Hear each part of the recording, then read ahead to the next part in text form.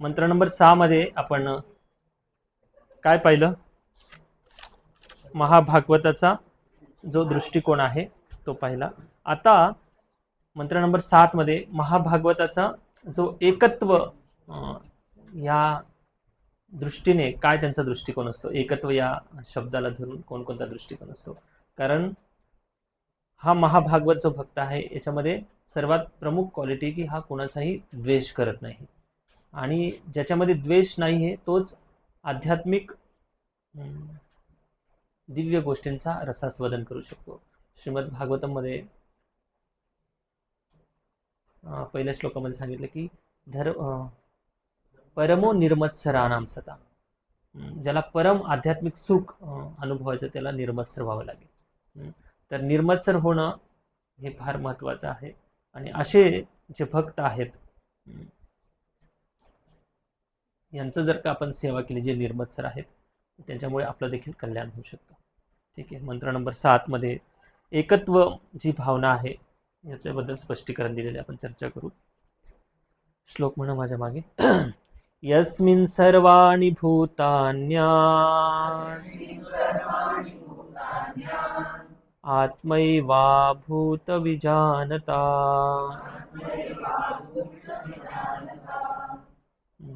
तत्र को मोह का शोक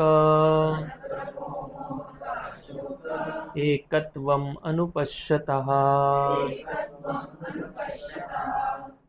यस्मिन् सर्वाणि भूतान्या, सर्व भूतांना, म्हणजे भूत म्हणजे जीव, सर्व जीवात्म्यांना आत्मैवाभूत विजानतः, विजानतः, जानता म्हणजे जाणणारा, विजानता म्हणजे ज्याची दृष्टीमध्ये, वि म्हणजे विज्ञान, ज्याने आध्यात्मिक ज्ञानाला समजलेलं आहे, जीवनामध्ये धारण केलेले, त्या आध्यात्मिक दृष्टीने सर्व भूतांना, सर्व जीवांना पाहतो. विजानतः कसं पाहतो? एकत्वम अनुपश्यता, पश्यता म्हणजे पाहणे, एकत्व म्हणून पाहतो सर्व जीवांना.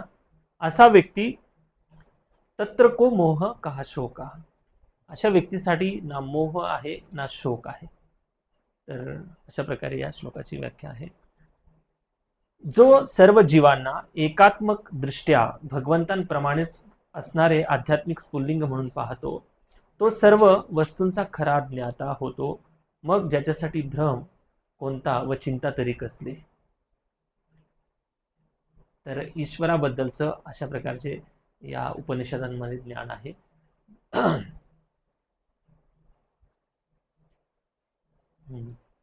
तर एकत्वम हा जो शब्द आहे, जेव्हा विशेषतः मायावादी लोक असे शब्द ऐकतात तर त्यांच्यासाठी मोठी फिस्ट खाल्ल्याप्रमाणे आहे. कारण त्यांना एकत्व शब्द जेव्हा ते ऐकतात त्यांना फार आनंद वाटतो की आपल्या बाजूचा हा श्लोक आहे. त्यांना मग पुरावा मिळतो की पहा या ठिकाणी एकत्व काय सांगितलं. एकत्व म्हणजे त्यांच्या दृष्टीने एकत्व म्हणजे आत्मा आणि परमात्मा हे दोन्ही एकच आहेत, आणि हे एकत्र दोघेजण विलीन होणार आहेत. पण एकत्वाची जी व्याख्या आहे या ठिकाणी खूप वेगळ्या पद्धतीने सांगितलेली. प्रभुपाद याच्याबद्दल खूप छान विस्तारित चर्चा करतात. तर एकत्व जे आहे हे ज्याला एकत्व समजलेलं आहे, तत्र को मोह का शोक, असा व्यक्ती ना शोक करतो ना मोह करतो. का? कारण प्रत्येक वस्तूला, प्रत्येक व्यक्तीला भगवंतांच्या कनेक्शनमध्ये तो पाहतो, एक आध्यात्मिक स्फुल्लिंग आहे म्हणून पाहतो. आणि म्हणून अशा व्यक्तीकडे जरी काही वस्तू आल्या किंवा काही व्यक्ती आले आणि आल्यानंतर तो कधी फार असा हर्षोल्लासित होत नाही, जसं एखादा भौतिकवादी मनुष्य हर्षोल्लासित होतो. म्हणून एखादी वस्तू मिळाली किंवा एखादी व्यक्ती मिळाली म्हणून तो मोहित होत नाही. कोण मोहित होत नाही? ज्याला ही दृष्टी आहे, एकत्व पाहण्याची दृष्टी आहे. का मोहित होत नाही? का मोहित होत नाही? अजून का मोहित होत नाही? मोहित काय ज्ञान प्राप्त केलं आपण? पहिल्या श्लोकामध्ये काय काय प्राप्त केलं होतं ज्ञान सांगा? भगवंतांच्या मालकीचं. Very good. भगवंतांच्या मालकीचं आहे, आणि ते जर का मला मिळालेलं आहे तर हे भगवंतांचं आहे ना. अजून आपण त्याच्यावर असं प्रोप्रायटर बनून एकदम हर्षोल्लासित होण्याची काही गरजच नाही. सगळं काही भगवंताच्या मालकीचं आहे. आणि काळाच्या ओघाने काळ इतका शक्तिशाली आहे की जसं आकाशामध्ये वायूच्या वेगाने ढग एका ठिकाणाहून दुसऱ्या ठिकाणी फेकले जातात, तशा प्रकारे काळ हा इतका शक्तिशाली आहे. आपण भले किती वस्तूंचा संग्रह केला, पण त्या वस्तू काळाच्या प्रभावाने आपल्यापासून निघून जातात. जरी आपण किती व्यक्ती लोकांना आपल्या सोबत पकडून ठेवलं, माझ्यासोबत राहा, तरी काळ इतका पॉवरफुल आहे, इतका शक्तिशाली आहे की काळ प्रत्येकाला आपापल्या डेस्टिनेशनला सोडत जातो. तर या काळाचं त्यांना भगवंतांचं जे सामर्थ्य आहे, काळशक्तीचं त्यांना पूर्ण ज्ञान असतं. त्यामुळे एखादी व्यक्ती किंवा वस्तू त्यांच्या जीवनातून निघून गेली तरी त्यांना कोणत्याही प्रकारचा शोक होत नाही. समजलं? मोह आणि शोक कोणकोणत्या दृष्टीने होत नाही त्यांना. स्पष्ट झालं? म्हणून अनुपश्यामी, एकत्वम अनुपश्यतः, एकत्व जे ते पाहतात सगळ्या जगामध्ये, वस्तू आणि व्यक्तींमध्ये, तर इथे पण अनुशब्द दिलेला आहे. पश्यता म्हणजे पाहणे. अनु हा शब्द मागच्या श्लोकामध्ये पण होता, इथे पण आहे. अनुपश्यती म्हणजे जी पूर्ववर्ती आचार्यांनी त्यांना दृष्टी दिलेली. कोणती दृष्टी दिली? कशाच्या माध्यमातून? कानाच्या माध्यमातून. आणि ती दृष्टी कुठून आली होती? शास्त्रामधून. शास्त्रामधून परंपरेद्वारे त्यांनी श्रवण केलं. त्या श्रवणाचं ज्ञान त्यांनी पचवलं, समजून घेतलं आणि त्या दृष्टीने या जगाला ते पाहत आहेत. म्हणून ते ना शोक करतात ना मोह करतात. समजलं आतापर्यंत? इथपर्यंत. पुढे जाऊया. ओके. तर एकत्वम हा जो शब्द आहे मायावादी याला चुकीच्या अर्थाने लावतात. तर प्रभुपाद या तात्पर्यामध्ये भरपूर तर्कवितर्काने पटवून सांगतील की एकत्व हा जो शब्द आहे, वैष्णव याला कोणत्या दृष्टीने पाहतात आणि ॲक्च्युली तोच खरा दृष्टिकोन आहे. रामायणमध्ये एक श्लोक आहे, पूर्ण श्लोक नाही पण थोडं एक शब्द सांगतो. शब्द असा आहे रामायणमध्ये, राम सुग्रीवयोर ऐक्यम. राम सुग्रीव वयोर ऐक्यम. ऐक्य म्हणजे एक. राम आणि सुग्रीव हे दोन्ही पण कोण आहेत? अशा अर्थाचा श्लोक वाटतो. पण राम आणि सुग्रीव हे दोन्ही पण एक आहेत. जर का असं आपण धरलं तर हे मायावादीला पोषण देणारा हा श्लोक असू शकतो. आणि मायावादी याच्यातून स्पष्ट अर्थ असंच काढणार की हे दोघे पण एक आहेत. तर शास्त्रामध्ये असे भरपूर श्लोक आहेत जे वाचून ऐकून जनसाधारण, ज्याला संस्कृतचं ज्ञान आहे असा पण मोहित होऊ शकतो, ज्याला ज्ञान नाही तो तर मोहित होऊ शकतो. म्हणून परंपरा ज्यांना माहिती नाही ना, ज्यांना शास्त्राला असं ओव्हरव्ह्यूने पाहता येत नाही, त्यांच्याकडे जी ही दृष्टी नाही आहे, ते लोक शब्दांच्या जाळामध्ये अडकून ते चुकीचा अर्थ काढतात. तर हा जो श्लोक आहे रामायणचा, राम सुग्रीव वयोर ऐक्यम. ऐक्यम म्हणजे याचा अर्थ हा आहे की राम, आता एका मिनिटासाठी तुम्ही रामायण विसरा आणि राम आणि सुग्रीव तुमच्यासाठी दोन्ही पण नावं नवीन आहेत. आणि त्याच्या पुढचा जो ऐक्य शब्द आहे तो वाचा. जर असंच वाटेल ना एखाद्या व्यक्तीला की राम नावाचा एक व्यक्ती आहे आणि सुग्रीव नावाचा एक व्यक्ती आहे, हे दोघे जण एक झालेले आहेत. किंवा याचा पण अर्थ, दुसरा अर्थ असा पण काढू शकतात की राम आणि सुग्रीव हे एकाच व्यक्तीचं नाव आहे, राम आणि सुग्रीव, म्हणून हे एक आहेत. समजलं? एकाच व्यक्तीचं नाव राम पण आहे आणि त्याच व्यक्तीचं नाव सुग्रीव पण आहे, म्हणून ते एक आहेत, असा पण अर्थ काढू शकतात ज्यांना रामायण माहिती नाही. पण ज्यांना रामायण माहिती आहे ते या श्लोकाचा स्पष्टपणे अर्थ लावू शकतात. कसा अर्थ लावायचा? राम आणि सुग्रीव या दोघांचा प्रोजेक्ट एकच होता. कोणता प्रोजेक्ट होता? सीतेला शोधणं. आणि दोघांचं दुःख पण सारखंच होतं. म्हणून या दृष्टीने त्यांची एकत्वाची भावना होती, म्हणून त्यांना ऐक्य म्हटलेलं आहे. तर मायावादी दृष्टिकोन म्हणजे काय आहे की दोन लोक, समजा एक ए नावाचा मित्र इकडून आलेला आहे आणि बी नावाचा मित्र इकडून आलेला आहे, दोघांनी एकमेकांना आलिंगन दिलं आणि ते एक झाले. असं कधी झालं का? किंवा दोन लोक एकत्र आले आणि एक मायनस झालं त्यांच्यापैकी, असं कधी होऊ शकतं का? प्रॅक्टिकल नाहीच आहे. तर मायावाद्यांचं जे तत्वज्ञान आहे हे शास्त्र विसंगत आहे. म्हणून शास्त्राला ज्यांनी ओव्हरव्ह्यू पाहिलेला आहे, शास्त्राचा निष्कर्ष माहिती आहे, जीवनाचा उद्देश स्पष्ट आहे, त्यांच्याकडून शास्त्र श्रवण करायला पाहिजे. म्हणून अनुपश्यामी जो शब्द आहे ना श्लोकामध्ये, अनु हा शब्द खूप महत्त्वपूर्ण आहे.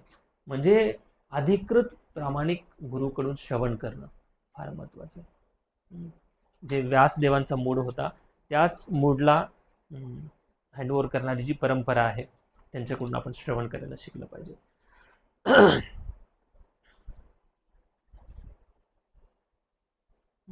तर एकत्व हा जो शब्द आहे, एकत्व शब्द आता स्पष्ट सांगतो, पुढे परत कन्फ्युजन नको व्हायला.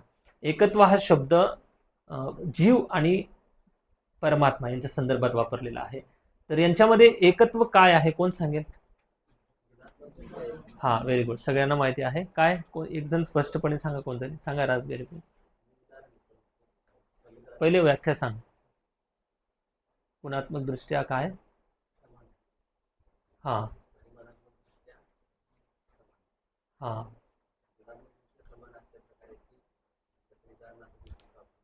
काय काय हा हा हा हम्म. हा, व्हेरी गुड.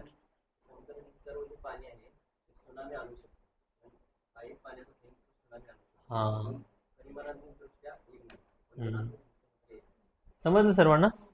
ओके. तर या दृष्टीने एकत्व शब्द वापरलेला आहे. तर श्रीमद भागवतमध्ये प्रभुपाद, एक स्क्रीनशॉट घेतलेला आहे मोबाईलमध्ये, श्रीमद भागवतमचा 7वा स्कंद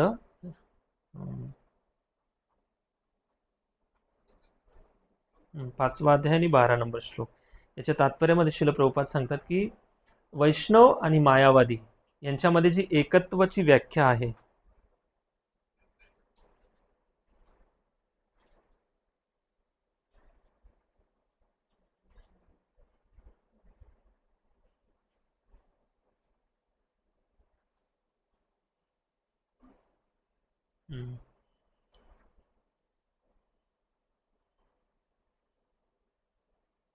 हाँ, ईशुपनिषद प्रभुपाद सांगतात की किंतु वैष्णव एक उनमें एक एकत्व का अनुभव करता है. हाँ, ईशोपनिषद का उपदेश है कि एकत्वम अनुपश्यतः. भक्त को चाहिए कि भगवान को प्रत्येक प्राणी के हृदय में स्थित देखे, यह भी देखे कि प्रत्येक जीव भगवान के नित्य दास के रूप में है. यह दृष्टि एकत्वम कहलाती है. यद्यपि दास तथा स्वामी का संबंध रहता है, किंतु दास तथा स्वामी अपनी आध्यात्मिक पहचान के कारण एक है. यह भी एकत्वम है. अतएव वैष्णव की एकत्वम की धारणा मायावादी की धारणा से पूरी तरह से भिन्न है. मतलब मायावादी मायावादी ज्याप्रमाणे एकत्वमला पाहतात, आत्मा आणि परमात्मा एक आहेत, ही वैष्णवांची दृष्टी नाही. तर एकत्व काय आहे? आत्मा आणि परमात्मा दोन्ही पण वेगवेगळे आहेत. जसं प्रभुजींनी सांगितलं, गुणात्मक दृष्ट्या आणि परिमाण ना. ओके, क्वांटिटी आणि क्वालिटी याच्या दृष्टिकोनातून भिन्नता त्यांच्यामध्ये आहे. ठीक आहे. तर ही एकत्वची भावना आहे.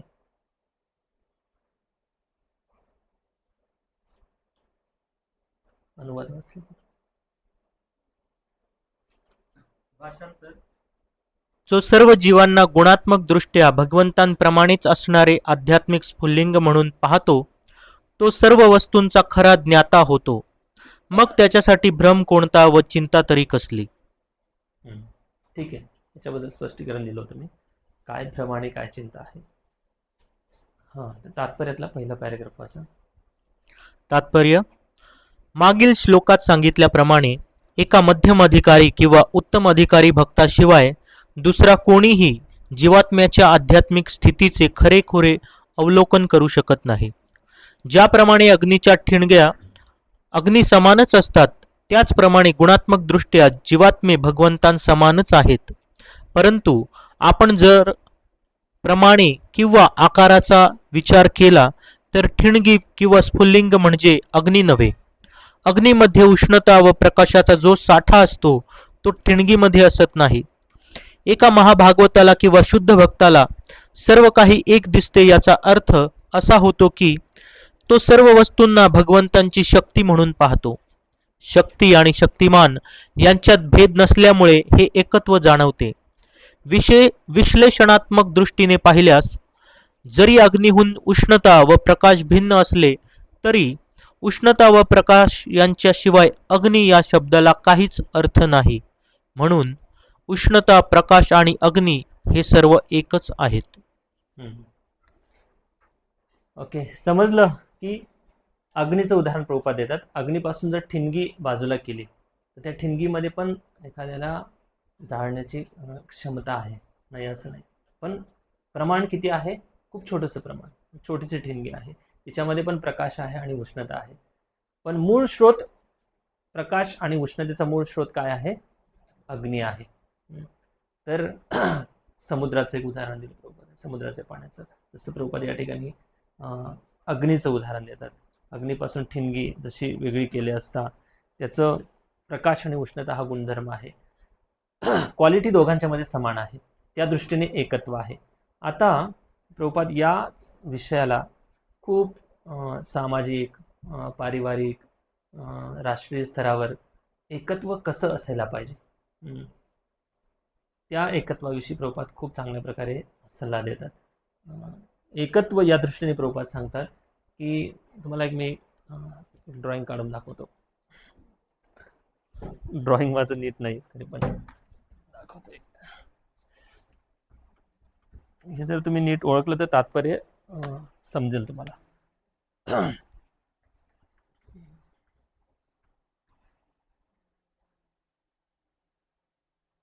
हां, तुम्हाला जेवण प्रसाद घ्यायचा आहे. प्रसाद घ्यायचा आहे तुम्हाला, आणि प्रसाद घेण्यासाठी तुम्ही एकटेच आहेत आणि तुमच्याकडे 2 पत्तल आहेत. वा, छान सर्कल आहे पहिल्यांदा. तर अशा प्रकारचं पत्तल असतं ना, बरोबर ना राजबिहारी भाऊ?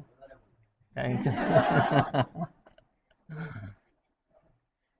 हां, समथिंग असं समजा, असं काहीतरी असं. पण अरे नाही, असं नाही, असं असं कर्व असतं ना, असं असं असतं ना. ठीक आहे, जे पण आहे ते. तुम्हाला प्रसाद घ्यायचा आहे आणि तुम्ही एकटे आहेत, प्रसाद घ्यायला आलेले आहेत. तर या पत्तलला इथे एवढं छेद आहे आणि या पत्तलला इथे एवढं छेद आहे. तर तुम्ही कोणत्या पत्तलमध्ये प्रसाद घेणार? एक हात वरती करायचं, सगळ्यांनी नाही बोलायचं. बोला पटपट पट. मी हात वरती करायचं. हां, माताजी बोला. Very good. दोन्ही पत्तल जर एकत्र केलं तर काय होणार? हे छिद्र झाकलं जाईल आणि हे छिद्र पण झाकलं जाईल, तुम्हाला व्यवस्थित प्रसाद घेता येईल. ठीक आहे ना? तर हे तुम्हाला समजवण्यासाठी असं थोडंसं काढलं, उदाहरण दिलं. आता याच उदाहरणाला धरून प्रभुपाद पूर्ण तात्पर्यातले जेवढे पण मुद्दे असतील ते सांगतील की एकत्वाची जी भावना आहे, ही एकत्वाची जर भावना विकसित केली तर या समाजातले अनेक प्रॉब्लेम सॉल्व्ह होऊ शकतात.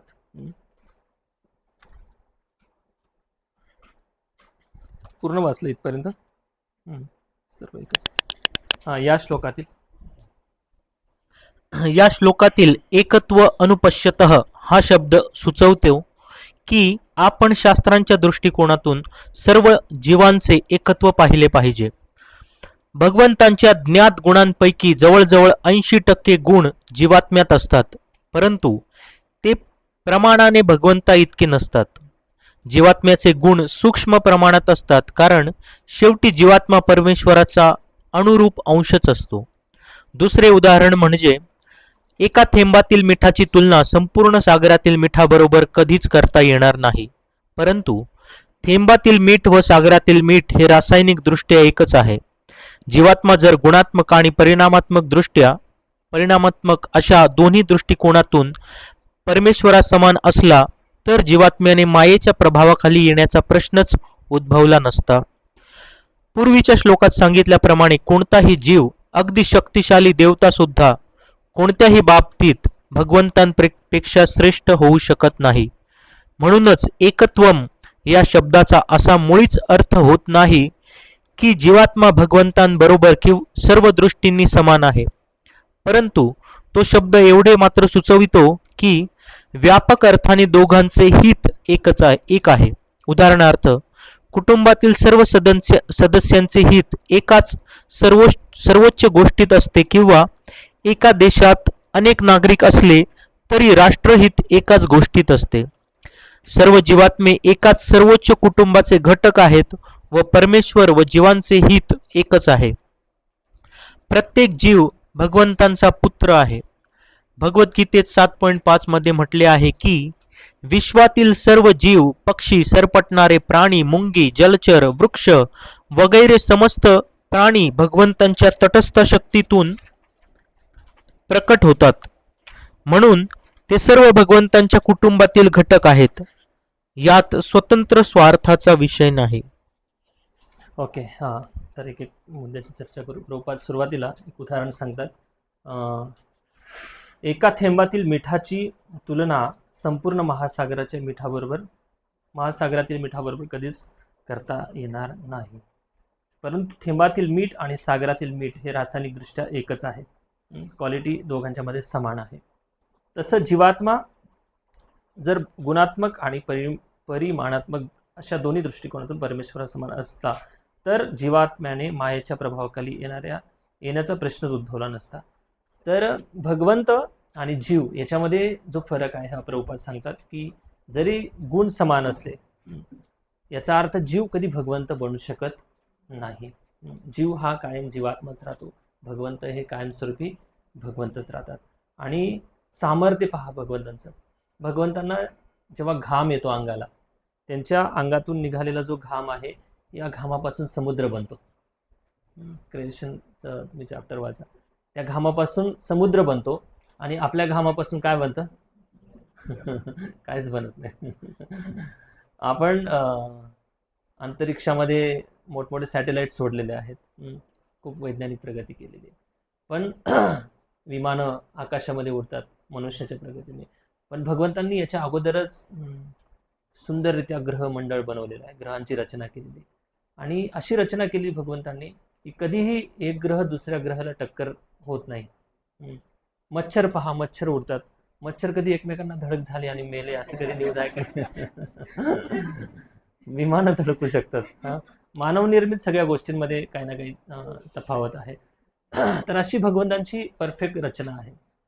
भगवंत भगवद्गीतेच्या 13व्या अध्यायामध्ये सांगतात की तुम्हाला फक्त म्हणजे जीवात्म्यांना फक्त आपापल्या शरीराबद्दल थोडंफार माहिती, पूर्ण पण माहिती नाही. म्हणून आपल्याला ब्लड चेक करावं लागतं आणि बऱ्याचशा गोष्टी टेस्टिंग करावी लागतात. आपल्याला कळत नाही आपल्याला कोणता आजार आहे, कशामुळे होते.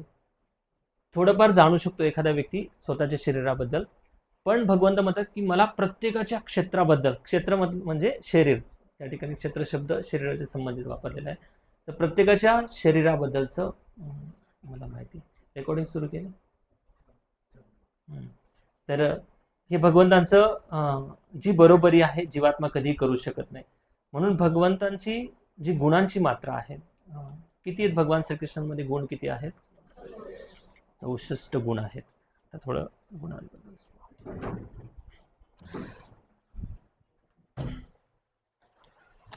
जीवात्म्यामध्ये किती गुण आहेत? टक्केवारीमध्ये नाही, गुण किती आहेत सांगा? 50. ब्रह्मदेव जीवांच्या कॅटेगरीमध्ये येतात ना, वर्गामध्ये येतात है ना. तर जीव हा जास्तीत जास्त खूप उन्नत चेतना झाली तर किती गुण विकसित करू शकतो? 50 गुण जीवामध्ये. 55 गुण शिवजीमध्ये. 60 गुण विष्णू आणि विष्णू तत्व जेवढे पण भगवत अवतार आहेत विष्णू तत्वाचे, त्यांच्यामध्ये 60 गुण असतात. आणि 64 गुण श्रीकृष्णांमध्ये असतात. म्हणून यांना पूर्ण पुरुषोत्तम अखिल रसामृत मूर्ती म्हणतात. अखिल रस मूर्ती, पूर्ण पुरुषोत्तम भगवंत, पूर्ण पुरुषोत्तम, त्याच सोबत अखिल रसामृत मूर्ती. अखिल म्हणजे सर्व, रसामृत जे भगवंत आहेत. अखिल म्हणजे सर्व रस अमृत, रसांबरोबर आदान प्रदान करण्याचं सामर्थ्य फक्त आणि फक्त श्रीकृष्णांमध्ये आहे. फक्त आणि फक्त श्रीकृष्णांमध्ये अखिल रसांचं आदान प्रदान करण्याचं. उदाहरण सांगतो. समजा विष्णू तत्वातील श्रीराम भगवंतांचा, श्रीरामाच्या खांद्यावर जर का कोण बसलं तर हनुमानजी काय करतील? सहन करतील का? श्रीरामाच्या खांद्यावर कोण बसू शकतं? नरसिंह भगवंतांशी कोण फ्रेंडशिप करेल, खांद्यावर बसेल? नाही ना. तर श्रीकृष्णांशी हे सगळे जे रस आहेत, भावना आहेत, सगळ्या प्रकारच्या भावनांची आदान प्रदान करण्याचं सामर्थ्य श्रीकृष्णांमध्ये आहे. म्हणून 4 गुण त्यांच्यामध्ये एक्स्ट्रा आहेत. सांगा कोणकोणते आहेत? वेणू, भक्त माधुर्य, अजून रूप माधुर्य. Very good. असे 4 जे गुण आहेत ते भगवान श्रीकृष्णांमध्ये अधिक प्रमाणामध्ये आहेत. आता जरी जीवाने गुणांचा विकास केला, जरी जीवाने, आता हे राहू द्या बाजूला, जीवाने समजा जरी गुणांचा विकास केला, तर क्वांटिटीच्या दृष्टीने जे आहे ना 100% गुणांचा विकास नाही करू शकत. म्हणजे मला म्हणायचं काय 100% म्हणजे काय? समजा दया हा गुण आहे, समजा औदार्य हा गुण आहे, वदान्य, कृपाळू, असे भरपूर गुण आहेत. भगवंतांची एक मोठी लिस्ट आहे. असे गुण आहेत. समजा दया हा गुण आहे. एखाद्या जीवामध्ये जरी दया भाव उत्पन्न झाला, पण जेवढा दयाभाव श्रीकृष्णांमध्ये आहे तेवढा जीवामध्ये टक्केवारीच्या तुलनेमध्ये तेवढा विकसित नाही होणार. समजा पूर्ण विकसित नाही होणार. समजा हा ग्लास आहे, तर हा 200 ml चा ग्लास आहे. तर याच्यामधून जीवामध्ये समजा हा दयाभाव आहे, तर जास्तीत जास्त तो 10% किंवा 20%, जास्तीत जास्त 50% विकसित करू शकतो. म्हटलं 100% जे गुणांची मात्रा आहे श्रीकृष्णांच्या तुलनेत तेवढी मात्रा जीव विकसित करू शकत नाही.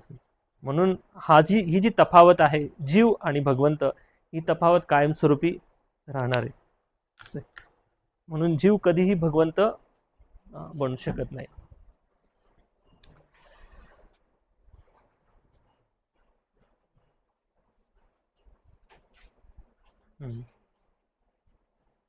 हे वाचलं?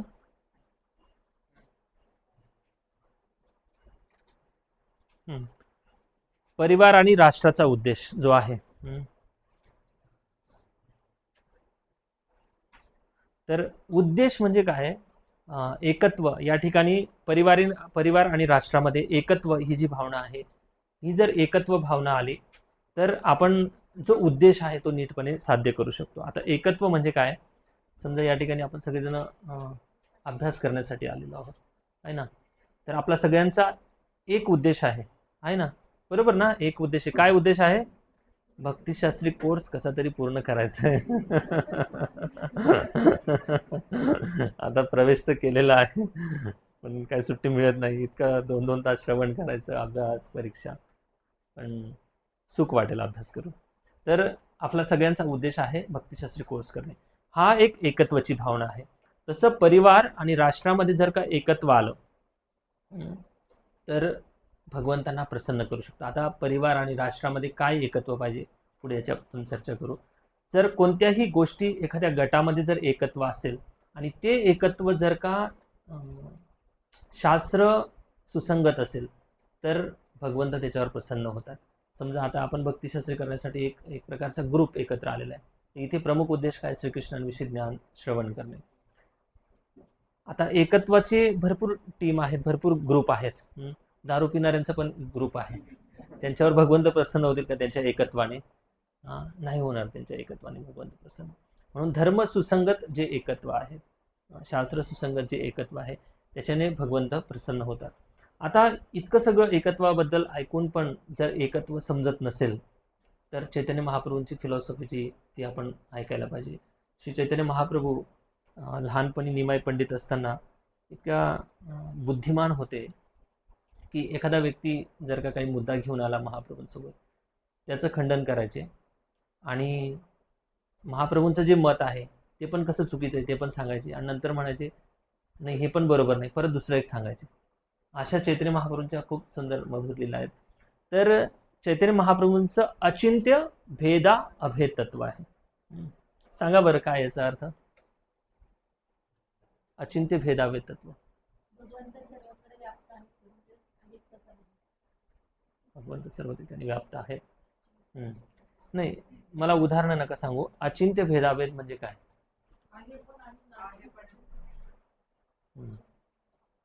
आहे पण आणि नाही पण. ओके, ठीक आहे. अजून थोडं स्पष्टता येईल. अचिंत्य भेद अभेद. अचिंत्य म्हणजे चिंतनाची क्षमता नसलेली किंवा आपल्या चिंतनाच्या पलीकडे. भेद म्हणजे भेद पण आहे आणि अभेद पण आहे. हे आहे अचिंत्य भेदाभेद तत्व. तुम्हाला एक उदाहरण सांगतो. चैतन्य महाप्रभूंकडे एक गट आला 2-3 लोकांचा आणि ते म्हणाले की महाप्रभू, जीव आणि भगवंत, परमात्मा आणि आत्मा हे दोन्ही एकच आहेत. जेव्हा हे महाप्रभू ऐकतात तेव्हा कानावर हात ठेवतात आणि हरी हरी हरी हरी म्हणतात आणि म्हणतात नाही, बरोबर नाही, चुकीचं आहे. हा ग्रुप महाप्रभूंना म्हणजे नाराज होतात हे लोक आणि निघून जातात. आणि मग दुसरा ग्रुप येतो. ते म्हणतात की महाप्रभू तसं नाही, जीव आणि भगवंत हे दोन्ही पण वेगवेगळे आहेत. परमात्मा आणि आत्मा दोन्ही पण वेगळे आहेत. महाप्रभू परत कानावर हात ठेवतात, म्हणतात हरी हरी हरी हरी. असं पण नाही. मग हा ग्रुप त्या ग्रुपला भेटतो. तुम्हाला काय म्हणले महाप्रभू? ते म्हणले आमच्या मताचं पण स्वीकार नाही केला. ते म्हणले आमचं पण नाही. मग प्रॉब्लेम काय? एकतर एक असतील जीव आणि भगवंत, नाहीतर मग वेगवेगळे आहेत. तर महाप्रभूंच्याकडे दोन्ही पण ग्रुप आले आणि म्हणाले की असं कसं काय महाप्रभू, एकतर एक असतील नाहीतर वेगवेगळे असतील, आहे ना. तर महाप्रभू म्हणाले की तिसरा काहीतरी मार्ग असेल. तर महाप्रभू म्हणाले की ना एकत्व आहेत ना वेगळे आहेत. आणि मग चैतन्य महाप्रभू म्हणाले की हे अचिंत्य आहे. अचिंत्य का आहे? कारण जोपर्यंत आपण या तत्वासाठी बुद्धीचा प्रयोग करू, जोपर्यंत आपण या तत्वासाठी कायमस्वरूपी बुद्धीचा प्रयोग करू, तोपर्यंत हे सगळं शास्त्रातलं ज्ञान आपल्यासाठी अचिंत्य राहणार आहे. म्हणून बुद्धीचा प्रयोग करणारे, बुद्धितत्वाने बनलेलं जे शरीर होतं ब्रह्माजींचं, ब्रह्माजी पण श्रीकृष्णांच्या तत्वाबद्दल पूर्णतः जाणत नाहीत. म्हणून ब्रह्मासारखे मोठे मोठे देवी देवता सुद्धा मोहित होतात भगवानांच्या लीला पाहून. का? कारण ते बुद्धीने पाहत होते ब्रह्माजी. कोणत्या लीलेमध्ये ब्रह्माजी मोहित झाले? ब्रह्मविमोहन लीलेमध्ये. तर ब्रह्मविमोहन लीलेमध्ये भगवंतांची लीला पाहण्यासाठी ब्रह्माजींनी बुद्धी लावली. तर भगवंतांचं तत्वज्ञान स्वीकार करण्यासाठी सगळ्या ठिकाणी बुद्धी लावायची गरज नाही. बऱ्याच ठिकाणी स्वीकार करायचं, जसं जसं आध्यात्मिक उन्नती होईल तसं ते ज्ञान हृदयात प्रकट होत जातं. तर याबद्दल अजून एक्सप्लेनेशन होईल, पुढे चर्चा करू आपण. तर हे जे चैतन्य महाप्रभूंचं तत्वज्ञान आहे, अचिंत्य भेद अभेद जे तत्व आहे, भेदाभेद तत्व आहे की सर्वच ठिकाणी बुद्धी वापरायची गरज नाही. प्रत्येक ठिकाणी बुद्धी वापरली तर आपण नेहमी चुकीचा अर्थ काढू शकतो. म्हणून श्रद्धेने पण काही गोष्टी स्वीकार कराव्या लागतात. ठीक आहे.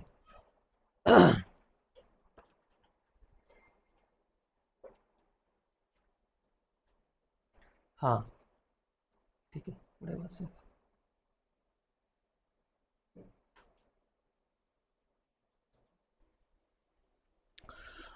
वेदांत सूत्रात 1.1.12 मध्ये सांगितल्याप्रमाणे आनंदमयोअभ्यासात किंवा आनंदमय राहणे हीच जीवांचे कर्तव्य आहे. स्वभावतःच भगवंत व त्यांचे अंश असलेले जीवात्मे शाश्वत आनंद उपभोगण्यासाठी अस्तित्वात आहेत. भौतिक शरीराच्या बंधनात अडकलेले जीव सतत सुखाचा शोध घेत असतात, परंतु हा सुखाचा शोध ते चुकीच्या स्तरावर घेत असतात.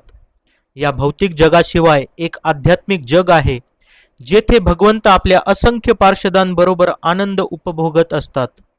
त्या स्तरावर भौतिक गुणांचा माग मूसही नसतो, म्हणून त्या स्तराला निर्गुण म्हणतात. निर्गुण स्तरावर उपभोगाच्या वस्तूंवरून कधीच संघर्ष होत नसतो. या भौतिक जगात मात्र निरनिराळ्या व्यक्तींमध्ये नेहमीच कलह होत असतात, कारण या ठिकाणी उपभोगाचा केंद्रबिंदू चुकला आहे. आनंदाचा खरा केंद्रबिंदू, दिव्य रासलीलेचे केंद्रबिंदू स्वतः भगवंत आहेत. त्यांच्याशी संलग्न होणे व त्यांच्याबरोबर कोणतीही स्वतंत्र इच्छा न ठेवता एका दिव्य उद्देशाने जीवनाचा आनंद उपभोगणे हाच आपल्या आयुष्याचा उद्देश आहे. हा आध्यात्मिक हिताचा उच्च स्तर आहे व या परिपूर्ण प्रकारच्या एकत्वाचा साक्षात्कार होताच आपल्या समोर मोह किंवा शोक करण्याचा प्रश्नच उद्भवत नाही. प्रभुपाद हे सांगतात की खरोखर या जगात कुणाला आनंदी व्हायचं असेल, जीवात्म्याचा खरं स्वरूप आहे आनंदमयोध्यासात, नेहमी आनंदामध्ये राहणे. तर जोपर्यंत आनंदामध्ये राहत नाही व्यक्ती, तोपर्यंत त्याला भगवंतांचा साक्षात्कार कधी होणार? आणि आनंदी राहण्याचा एकमात्र मार्ग आहे तो म्हणजे भगवत भावनाभावित जीवन जगणे. तर भगवंत हे आनंदाचे प्रमुख स्रोत आहेत. तर त्यांच्या भावनेमध्ये जर आपण एकत्व राहिलो, एकत्व या शब्दाचा अर्थ प्रभुपाद या ठिकाणी हा सांगतात की भगवंतांची जी इच्छा आहे, भगवंतांची जी आपल्याकडून अपेक्षा आहे, त्या इच्छेला अनुसरून जर आपण एकत्व राहिलो तर या जगामध्ये आपण सुखाचा अनुभव करू शकतो. आणि म्हणून या ठिकाणी प्रभुपाद अचानकपणे रासलीलेचं शब्द प्रयोग करतात. रासलीलेमध्ये जे सर्कल होते, डान्स करणाऱ्या गोपींचे सर्कल, त्या प्रत्येक गोपीचा उद्देश जसा श्रीकृष्णांना सुख देण्याचा होता, आनंद देण्याचा होता. ते भगवंतांच्या विसंगतीने डान्स करत नव्हते. भगवंतांना अनुरूप असा सुख मिळेल, आनंद मिळेल यासाठी डान्स करत होते. तेव्हा त्या रासलीलेमध्ये मधला भगवंतांना आनंद देण्याची भावना होती, म्हणून त्यांना पण गोपींना पण आनंद मिळत होता. तशा प्रकारे या जगामध्ये जर का आपण सगळ्यांचं सेंटर, केंद्रबिंदू जर का एक असेल, समजा असं तलावामध्ये पाणी आहे आणि प्रत्येक व्यक्तीने जर का एकाच ठिकाणी दगडाचे छोटे छोटे खडे टाकले तर एक छोटं सुंदर वलय निर्माण होईल, परत अजून मोठं होईल, परत अजून मोठं होईल, म्हणजे एकच वलय असं मोठं मोठं होत जाईल, है ना. जर प्रत्येक व्यक्तीने वेगवेगळ्या ठिकाणी दगड टाकली तर वलय काय होईल, एकमेकांना टक्कर होईल आणि वलय पण छान दिसणार नाही. म्हणून या ठिकाणी प्रभुपाद हे सांगतात की जर खरोखर आनंदी व्हायचं असेल तर भगवंतांना केंद्रस्थानी ठेवून जर असा समाज बनला. पण दुर्दैव हे आहे की पहिली गोष्ट भगवंतांना स्वामी म्हणून स्वीकारायला आजकालची समाज पद्धती तयारच नाही. म्हणून गॉडलेस सिव्हिलायझेशन प्रभुपाद कितीतरी वेळा हा शब्द प्रयोग करतात. भगवत भावना विरहित हा समाज जो आहे 100% नरकामध्ये जाणार आहेत अशी लोक जे भगवंतांच्या अस्तित्वाला स्वीकारत नाहीत. म्हणून या समाज व्यवस्थेला मराठी भाषेत काय म्हणायचं, बिंडोक समाज व्यवस्था. ज्यांना डोकं आहे पण डोक्यामध्ये विवेक नाही, डोक्यामध्ये बुद्धी नाही, अशा प्रकारची ही समाज व्यवस्था आहे.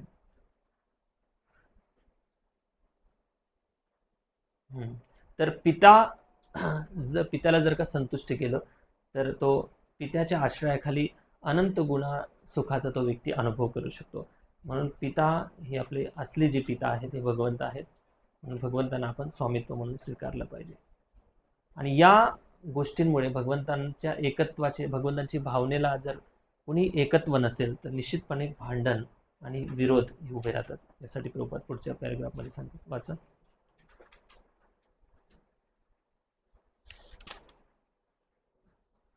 मोह किंवा मायेपासून नास्तिक समाज निर्माण होतो व अशा समाजाची परिणती शोकामध्येच होते. एक निरीश्वर संस्कृती जी आजच्या कार्यकर्त्यांनी प्रचलित केली आहे ही सदैव चिंताग्रस्त असलीच पाहिजे, कारण ती कोणत्याही क्षणी नष्ट होऊ शकते. प्रकृतीचा तसा नियमच आहे. भगवद्गीतेत 7.14 मध्ये सांगितल्याप्रमाणे भगवत चरणांच्या आश्रितांखेरीज इतर कोणीही निसर्गाच्या कठोर नियमांपासून सुटू शकत नाही. जर सर्व प्रकारच्या मोहांवर आणि चिंतांवर मात करण्याची इच्छा असेल आणि अनेक स्वार्थांमध्ये एकता निर्माण करावयाची असेल तर आपण आपल्या सर्व कार्यांमध्ये भगवंतांना स्थान दिले पाहिजे. भगवद्गीतेमध्ये 5वा अध्याय 29 नंबर श्लोक आहे. भोक्ताराम यज्ञ तपसः सर्व लोक महेश्वरम सुहृद सर्वभूताना ज्ञात्वा माम शांती मृत्युते. जर विश्वामध्ये शांती प्रस्थापित करायची असेल तर काय करावं लागेल, ज्या सर्व गोष्टींचे भोक्ता भगवंत आहेत त्यांना सर्व समाजाने स्वामी म्हणून स्वीकार केलं पाहिजे. हे आपले खरे पिता आहेत, हे आपले खरे मालक आहेत, आपण तर टेम्पररी मालक आहोत. जर या भावनेने भगवंतांना समाजामध्ये जर स्वीकारलं तर भांडण आणि द्वेष होण्याचा कोणताही विषय उपस्थित होत नाही. आज देश विदेशांमध्ये किती कट कारस्थानं, पॉलिटिक्स आणि काय काय नाही सुरू आहे. किती अस्त्र शस्त्र साठा बनवण्यासाठी किती लाखो करोडो रुपये खर्च होत आहेत. का होत आहेत? कारण भगवत भावनाच नाही. तर पहा, भारताला जेव्हा स्वातंत्र्य पाहिजे होतं 47च्या अगोदर जे लोकांनी स्वातंत्र्य प्राप्त व्हावं यासाठी लढाई केली, काय उद्देश होता यांचा? इंग्रजांना आपल्या देशाबाहेर चले जाओ आंदोलन जे काढलं होतं, त्यांचा उद्देश काय होता? देश स्वातंत्र्य यावं. म्हणजे काय, आपण सगळेजण एकत्र येऊ, आपले देशवासी भारतीय सगळे एक आहोत. आणि आपण गुण्यागोविंदाने व्यवस्थितपणे राहू. जर हे इंग्रज निघून गेले तर. मला सांगा, इंग्रज निघून गेले भारतामधून, त्यानंतर भारत एक राहिला का? नंतर काय झालं? हिंदू मुस्लिम तयार झाले भांडणं. नंतर पाकिस्तान, बांगलादेश देश वेगवेगळे झाले. परत हिंदू मुस्लिम वाद तयार झाला. त्यानंतर राष्ट्रांमध्ये सुद्धा वाद तयार झाला. वेगवेगळे जे राज्य आहेत, प्रत्येक राज्यामधले वेगवेगळे जिल्हे म्हणायला लागले की आम्हाला या जिल्ह्यांचं एक वेगळं राज्य पाहिजे. असे राज्य निर्माण झालेत. राहिलं का एकत्र? नाही राहिलं एकत्र. जातीवाद निर्माण झाला. Open, OBC, SC ST category तयार झाले. मराठा आंदोलन तयार झालं. काय एकत्व राहिलं का? का एकत्व राहिलं नाही? काय कारण आहे एकत्व न राहण्याचं?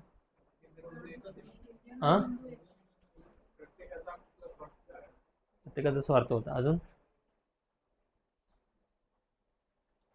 एकत्व यासाठी नाही राहिले. इतकं प्रवचन ऐकल्यानंतर एकत्वाचा प्रमुख मुद्दा काय होता? भगवंतांना विसरले. भगवंतांना केंद्रस्थान ठेवलं नाही. म्हणून लीडर जो आहे ना, राजा, आता जर का राजा परीक्षित महाराज असते तर म्हणून राजा खूप चांगली भूमिका निर्माण करतात. देशाचा जसा राजा असेल तशी प्रजा घडत जाते. तसं पूर्ण प्रजेला एक दिशा मिळते. म्हणून भगवत भावना विरहित समाज कधीही एकत्व राहू शकत नाही. संयुक्त राष्ट्रसंघामध्ये प्रत्येक त्यांचं जेव्हा मीटिंग होतात तेव्हा झेंडे वाढत चाललेत, पण काय म्हणतात, देश विदेशांमध्ये शत्रुता पण तेवढीच वाढत चाललेली आहे. एकत्व नुसते नावाखाली येतात ते लोक. एकत्र येण्याचा उद्देश, युनायटेड नेशनचा उद्देश असा नाही की जगामध्ये शांती प्रस्थापित व्हावी. त्यांना तो उद्देश विसरून गेलेले आहेत लोक. म्हणून प्रभुपादांनी एकदा मायापूरमध्ये प्रवचन दिलं आणि त्यावेळी बऱ्याच देशांमधले लोक एकत्र आले होते आणि सगळेजण प्रभुपादांच्या समोर बसले होते. आणि प्रभुपाद म्हणाले की हे जे तुम्ही लोक बसलेत ना सगळे, हा खरंच संयुक्त राष्ट्रसंघाची सभा आहे. कारण सगळे लोक वेगवेगळ्या देशांमधून आलेले आहेत. एक आफ्रिकन आहेत, अमेरिकन आहेत, चायनाचे लोक आहेत, युरोपियन आहेत, इंडियन आहेत. सगळे देश विदेशातील लोक आहेत. प्रत्येकाची संस्कृती, भाषा, रंग, भेद या सगळ्या गोष्टी पूर्ण वेगवेगळ्या आहेत. तरी सुद्धा तुम्ही एकत्र येऊन भगवान श्री हरींचं गुणगान करतायत एकाच झेंड्याखाली. हे कधी पॉसिबल आहे? जेव्हा श्रीकृष्ण केंद्रस्थानी असतील आणि मार्गदर्शक तसा व्यक्ती असेल तर हे सगळं पॉसिबल आहे. तर हीच परिस्थिती तेव्हा पॉसिबल आहे जेव्हा भगवंतांची भावना रुजवणारा एक चांगला प्रामाणिक लीडर असेल. आता 5 पांडवांचा स्वभाव पहा. माहिती, युधिष्ठिर महाराज एकदम शांत स्वभावाचे होते. त्यांच्या तुलनेमध्ये भीम भयानक ॲग्रेसिव्ह. अर्जुन एकदम सगळ्या कामांमध्ये कुशल, बुद्धिमान, युद्धकला सगळ्या गोष्टींमध्ये विशारद होता. आणि नकुल सहदेव पण वेगवेगळ्या कलांमध्ये निपुण होते. प्रत्येकाचा स्वभाव वेगवेगळा होता, पण एकत्र का राहू शकले ते? एकत्र याचसाठी राहिले कारण त्यांच्यामध्ये भगवंत होते. भगवंतांना आनंद देण्यासाठी एकत्र राहिले. म्हणून प्रभुपाद नेहमी सांगायचे की इस्कॉनचे जेवढे पण लीडर आहेत, तुमच्यामध्ये मतभेद 100% असू शकतात. कारण व्यक्ती म्हटल्यानंतर मत असेलच, त्याचं एक स्वतंत्र विचारधारा असते, मत असेल, पण त्या मतभेदामुळे मनभेद होऊन दूर जाऊ नका, बाजूला जाऊ नका. कारण जर का मतभेद झाला याचा अर्थ तुम्ही इगोला जास्त संतुष्ट करता. मतभेद नंतर मनभेद, ठीक आहे, काही स्तरावर प्रत्येकाचा अहंकार असतो, पण इतका पण अहंकार नको व्हायला की आपलं स्वामित्वाला, म्हणजे स्वामींना संतुष्ट करायचं, श्रीकृष्णांना संतुष्ट करायचं, हा उद्देश तुम्ही विसरू नका. आपल्या इगोच्या संतुष्टीपेक्षा भगवंतांची संतुष्टी फार महत्त्वाची. समजा सगळ्या लोकांनी एका मुद्द्यासाठी वेगवेगळं मत प्रस्तुत केलं, तर मीटिंगमध्ये असंच होतं, कायम सदस्यांची संख्या विषम असते. आम्ही याचा रोज अनुभव घेतो. तर कुठल्याही गोष्टीला प्रत्येकाचं मत घेतलं जातं आणि मेजॉरिटी ज्याच्यामध्ये असेल, समजा 5 मेंबर आहेत त्यापैकी 3 जणांचं जर का मत असेल तर त्याला सँक्शन केलं जातं. याचा अर्थ ते लोक 2 लोकांचा विरोध करतात असं नाही. बाहेर मीटिंग झाल्यानंतर त्यांच्या मताला पूर्ण सहमतीने आपण हे द्यायला काय सपोर्ट करायला पाहिजे. तर ही विचारधारा यासाठी तेव्हा पॉसिबल आहे जेव्हा जीवनामध्ये कोणतरी प्रमुख व्यक्तीला आपण संतुष्ट करत आहोत. आपल्या इगोपेक्षा भगवंत महान आहेत ही भावना नेहमी असली तर वादविवाद, भांडण या गोष्टींपासून थोडं वाचू शकतो आपण. तसंच परिवारामध्ये सुद्धा जर कृष्ण भावनाभावित परिवार असेल तर कृष्णाला संतुष्ट करायचे, त्यासाठी आपण कॉम्प्रोमाइज कधी करतो व्यक्ती? कॉम्प्रोमाइज तोच व्यक्ती करतो ज्याला अहंकार पेक्षा भगवंत प्रिय आहेत. तोच व्यक्ती कॉम्प्रोमाइज करतो. बोला काय तरी म्हणतो. हां काय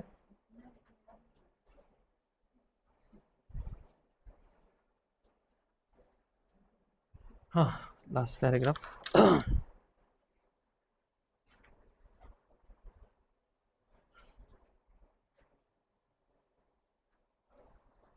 आपल्या कर्मफलाचा उपयोग भगवंतांच्या सुखासाठी केला पाहिजे, दुसऱ्या कोणत्याही हेतूसाठी नाही. केवळ भगवंतांच्या इच्छेनुसार कार्य करूनच आपण या श्लोकात सांगितलेल्या आत्मभूत अवस्थेचा अनुभव घेऊ शकतो. ही आत्मभूत अवस्था आणि भगवद्गीतेत 18.54 मध्ये वर्णिलेली ब्रह्मभूत अवस्था या दोन्ही एकच आहेत. भगवंत परम आत्मा आहेत तर जीव सूक्ष्म आत्मा आहे. एक परमात्माच सर्व जीवात्म्यांच्या गरजा पुरवितो, कारण परमेश्वराला त्यांच्या स्नेहातून आनंद प्राप्त होतो. पिता आपल्या मुलांना जन्म देतो आणि त्यांचे पालनपोषण करून आनंद उपभोगतो. मुले जर वडिलांची आज्ञा पाळत नसतील तर एकाच उद्देशामुळे घरातील पाळत असतील तर एकाच उद्देशामुळे घरातील कारभार सुरळीत चालतो व अतिशय आनंदाचे वातावरण निर्माण होते. अगदी हेच वातावरण परमात्मा किंवा परब्रह्माच्या परिपूर्ण कुटुंबात दिव्यरित्या आयोजित केलेले असते. वाच पूर्ण वाच. इतर जीवांप्रमाणे परब्रह्म देखील एक व्यक्ती आहे. भगवंत किंवा जीव या दोघांपैकी कोणीही निराकार नाही. अशा दिव्य व्यक्ती दिव्यानंद, ज्ञान आणि शाश्वत जीवनाने परिपूर्ण असतात. आध्यात्मिक अस्तित्वाची हीच खरी ओळख आहे, अवस्था आहे. या दिव्य अवस्थेच्या पूर्ण जाणीवेने जीव तात्काळ भगवान श्रीकृष्णांच्या चरणकमळांचा आश्रय घेतो. परंतु असा महात्मा अत्यंत दुर्मिळ आहे, कारण भगवद्गीतेप्रमाणे 7.19 असा दिव्य साक्षात्कार कित्येक जन्मांनंतर प्राप्त होतो. मात्र एकदा प्राप्त झाल्यावर तेथे मोह, क्लेश, सांसारिक दुःख किंवा जन्म आणि मृत्यू अशा वर्तमान जीवनातील अनुभवण्यास मिळणाऱ्या दुःखांना थारा नाही. श्री ईशोपनिषदाच्या या मंत्रापासून आपल्याला हा संदेश मिळतो. भगवंत जसं एखाद्या माते पित्यांना वाटतं की माझ्या मुलांचं पालनपोषण माझ्या पद्धतीने मी जसे संस्कार देईल त्या प्रकारे व्हायला पाहिजे, त्याच्यामधून त्यांचं कल्याण आहे. जर का ते स्वतंत्रपणे जीवन जगायला लागले, स्वतंत्रपणे व्यवहार करायला लागले, तर नक्की त्यांचं नुकसान होणार आहे ना. असे मातापित्यांचा एक नॅचरली स्वाभाविक भाव असतो मुलांच्या प्रती. तशा प्रकारे भगवंतांची इच्छा आहे की यांना आनंद मिळावा, यांना सुख मिळावं सगळ्या जीवांना. पण जीव या भौतिक जगामध्ये येऊन बंडखोर बनतो आणि भगवंतांपासून वेगळा होऊन स्वामी बनण्याचा प्रयत्न करतो. त्यामुळे नेहमी शोक आणि मोहामध्ये पडलेला आहे. आणि प्रभुपाद तात्पर्यामध्ये शेवटचं सांगतात की शोक मोह ज्याचा मुक्त झालेला आहे अशा व्यक्तीच्या संपर्कात जर का आपण आलो तर आपण देखील या शोक आणि मोहातून मुक्त होऊ शकतो, ज्यांची दृष्टी विकसित झालेली आहे.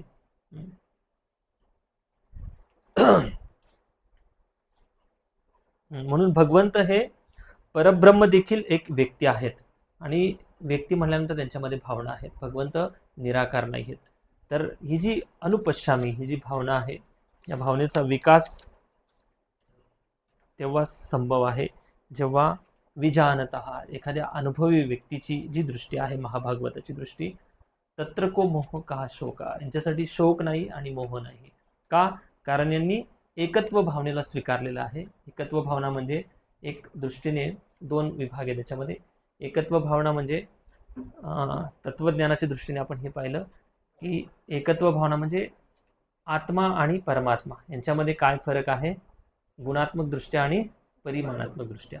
जसं उदाहरण अग्नीचं आणि ठिंगलीचं पाहिलं, दुसरं समुद्र आणि समुद्राच्या थेंबाचं पाहिलं.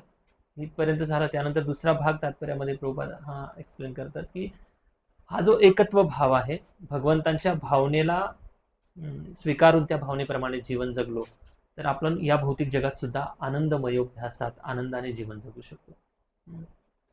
तर याच्यामुळे काय काय दुष्परिणाम होतात राष्ट्रांमध्ये, परिवारामध्ये, जे भांडण विरोध या गोष्टी होतात, त्याचं प्रमुख कारण हे की भगवंतांचा अस्वीकार केलेला आहे. जर भगवंतांना आपण जीवनामध्ये स्वीकार केलं तर आपण देखील शोक आणि मोहापासून मुक्त होऊ शकतो. हरे कृष्ण.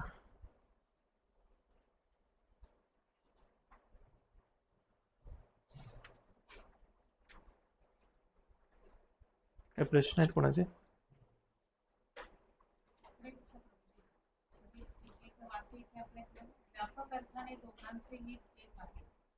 कुठे वाचता माताजी? पेज नंबर, पॅराग्राफ सांगा. या श्लोकातील एकत्व म्हणून स्पष्ट हा शब्द सुचले होते.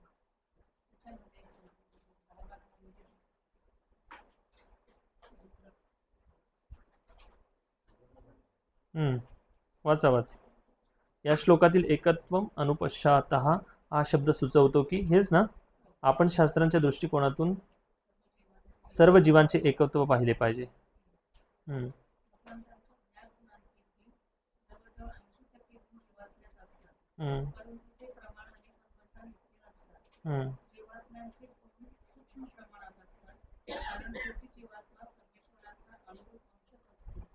दुसरे उदाहरण म्हणजे एका थेंबातील मिठाची तुलना संपूर्ण सागरातील मिठाबरोबर कधीच करता येणार नाही.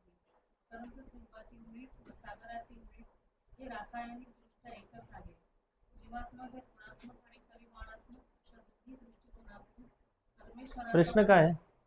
व्यापक अर्थाने दोघांचे हित एक आहे हे मला लक्षात आहे. हीच कुठे असणार आहे?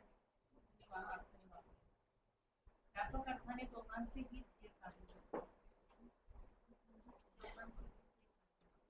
समजलं का यांचा प्रश्न काय? जीवात्मा आणि परमात्मा यांचं दोघांचे हित असं म्हणते का? हां, मी तुम्हाला उदाहरण दिलं बघा एक. माता पिता तेव्हा प्रसन्न होतात जेव्हा मुलं त्यांच्या घरी राहतात, त्यांचं ऐकतात. आनंदमयोभ्यासात हा जीवाचा खरा स्वभाव आहे, आनंदामध्ये राहणं. आणि भगवंत पण नित्य आनंदामध्ये राहतात. तर भगवंतांची हीच इच्छा आहे की सर्व जीवांनी पण आनंदामध्ये राहावं. तर हे गुण जे नंतर उदाहरण आलेलं आहे, तर भगवंतांची पण हीच इच्छा आहे की सर्व जीवांनी एकत्व या भावनेने. एकत्व म्हणजे काय? जीवाची आणि भगवंतांची इच्छा एक असायला पाहिजे. आता इच्छा काय आहे? जीवाची इच्छा आहे मायेमध्ये जायचं, इंद्रियतृप्ती करायची, ही विपरीत इच्छा आहे. पण भगवंतांची इच्छा आहे की माझ्याकडे यावं, माझी सेवा करावी. आणि त्याच भावनेला अनुसरून जर जीव सेवा करत असेल भगवंतांची तर हे एकत्व आहे. दुसरं एकत्व आहे की भगवंतांची इच्छा आहे, जर जीव अध्यात्मामध्ये उन्नत झाला, भगवंतांची इच्छा आहे की या सगळ्या जनकल्याण व्हावं लोकांचं, आणि या भावनेमध्ये जर का काही लोक सेवा करत असतील, योगदान करत असतील, तर हे पण एक एकत्व आहे की भगवंतांच्या भावनेला मदत करणारे, भगवंताची इच्छेला पूर्ती करणारे, भगवंताला संतुष्ट करणारे प्रचाराच्या माध्यमातून. तर ही पण एक एकत्वाची भावना आहे. ठीक आहे. हा म्हणजे ब्रह्मभूत आणि आत्मभूत. आत्मभूत कुठे शब्द? ब्रह्मभूत प्रसन्न आत्मा न शोचिती ना. आता ब्रह्म आणि आत्मा कधी कधी ना माताजी ब्रह्म शब्द दोन यांच्यासाठी वापरला जातो. आता तो प्रसंग कसा आहे त्याच्यावर हे समजावं लागेल. आत्मबोध, आत्मभूत म्हणजे आत्मसाक्षात्कार झाला एखाद्या व्यक्तीला. ब्रह्मभूत हा जो शब्द आहे तर भगवत साक्षात्कारासाठी सुद्धा ब्रह्मभूत शब्द वापरला जातो.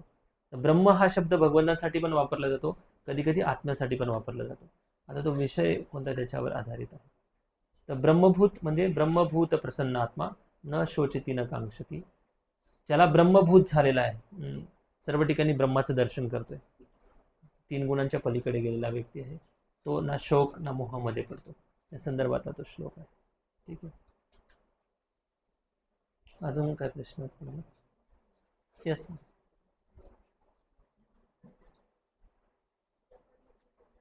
मोठ्याने बोलत असाल तर उत्तर मिळेल. मी काही ब्रह्माजी नाही, लांबचं ऐकायला येईल मला.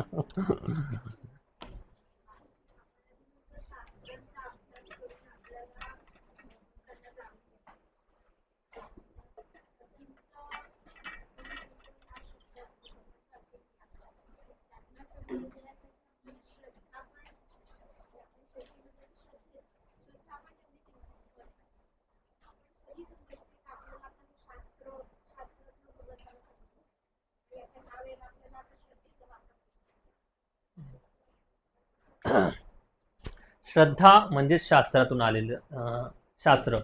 श्रद्धा म्हणजे अशी लौकिक श्रद्धा नाही. लौकिक श्रद्धा आणि शास्त्रीय श्रद्धा दोन प्रकारच्या श्रद्धा आहेत. लौकिक श्रद्धा म्हणजे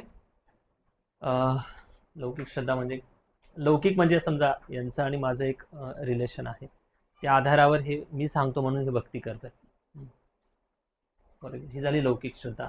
आणि यांची श्रद्धा कशावर आहे? मी यांना स्वीट राईस खायला देतो, यांना आले की हरी बोल, हरे कृष्ण, थोडासा वेळ देतो, यांचं कधी गुणगान करतो, कधी ते माझं गुणगान करतात. हे आदान प्रदान झाले लौकिक श्रद्धेवर. पण लौकिक श्रद्धा ही डळमळीत कधीही होऊ शकते, कारण व्यक्तीमध्ये 4 दोष आहेत.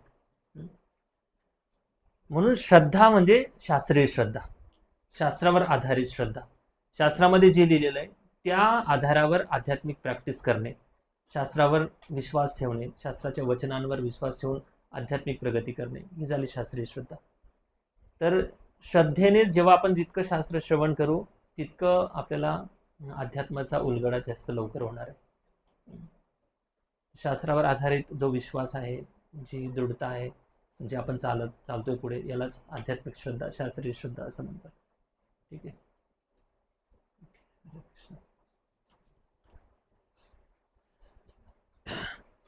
जय श्रील प्रभुपाद की जय. उद्या शेवटचा दिवस आहे, बंद करा.